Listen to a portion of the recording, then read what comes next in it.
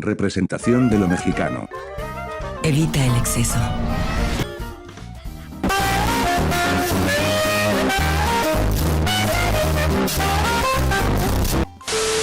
Hola, ¿qué tal? El día de hoy les vengo a hablar de cuál ha sido el impacto que han tenido los métodos medicinales de las culturas prehispánicas en la actualidad mexicana en 3 minutos o menos. Para empezar, en nuestro país existe una gran variedad de usos conocidos de plantas que en su mayoría son de origen mexicano, que además tienen alguna propiedad curativa o benéfica para el que recurre a estos métodos medicinales. Tomando en cuenta lo que menciona la Enciclopedia de Plantas Medicinales, esta afirma que en la época prehispánica, este tipo de tratamientos medicinales sobresalen particularmente en culturas tales como la mexica, maya, inca. Sin embargo, algunos estudios recientes muestran que en realidad, este fenómeno de la herbolaria proviene desde culturas pasadas hace más de 4000 años atrás, resaltando que en su mayoría provienen directamente de la religión y respectivos rituales tradicionales. En la actualidad, estas plantas y sus propiedades han sido compartidas alrededor de todo el mundo. Por ejemplo, en China la medicina tradicional herbolaria ha jugado un rol estratégico al ser utilizado para contener y tratar síndromes respiratorios como el SARS,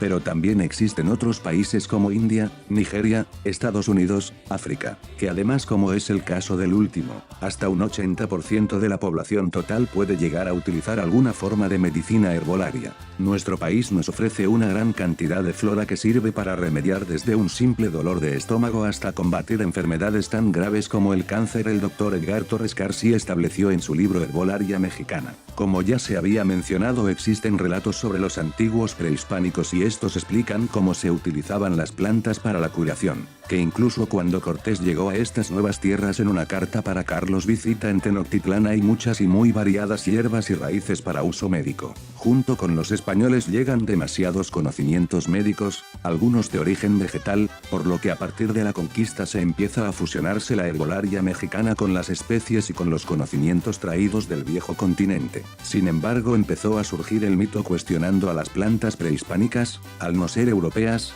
por lo cual se perdieron algunas a lo largo de la historia. Sin embargo, cabe recalcar que los aztecas hacían distinción entre enfermedades que tenían un origen divino o mágico y enfermedades de tipo natural. Un ejemplo sobre esto es que, cuando estos se enfermaban de la piel, se colocaban la piel de víctimas de sacrificios. Esto con el fin de aplacar a Xipetotec, que simbolizaba la renovación. Pero por otro, sus métodos servían para tratar padecimientos, se atribuían a desequilibrios entre las partes frías y calientes del organismo. Por eso, ya que las plantas restablecen el equilibrio recuperando la vitalidad del paciente. Desde el siglo XV, fueron introducidas en la Nueva España plantas medicinales como nuez moscada, jengibre y tamarindo. En cambio, una vez que se disiparon un poco los prejuicios respecto a las etnias indígenas, comenzaron a exportarse productos originarios. Este fue el caso de plantas como maíz, cacao, pimienta, cayena y girasol que fueron llevadas a Europa, Asia y África. Actualmente, extractos de estas mismas